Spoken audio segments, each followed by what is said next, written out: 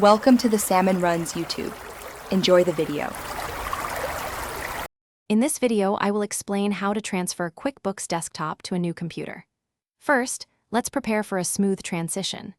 Begin by locating your QuickBooks product and license numbers, usually found under the Help menu. Next, confirm your new computer meets the software's minimum system requirements.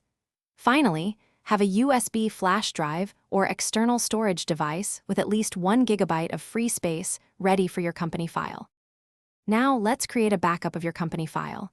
On your old computer, open QuickBooks and switch to single-user mode. Navigate to the File menu, select Backup Company, and then choose Create Local Backup. It's crucial to save this backup file, which will have a QBB extension, to a secure external location, such as your USB drive. This step safeguards all your valuable financial data. With your backup secured, it's time to install QuickBooks on your new machine. Download the exact version of QuickBooks Desktop from the official website. Proceed with the installation, carefully entering your product and license numbers when prompted. Once installed, open QuickBooks and select Open or Restore Company.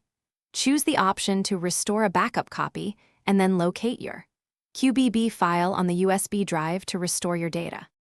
The final steps involve activating your software and verifying your data. Activate your QuickBooks Desktop license on the new computer by going to the Help menu and selecting Activate QuickBooks Desktop. Remember to sign into any integrated services like payroll or payment processing. Lastly, open your company file and thoroughly check that all your financial data, including transactions and reports, has transferred completely and accurately. You're all set. Thanks for watching. Consider subscribing if we helped you.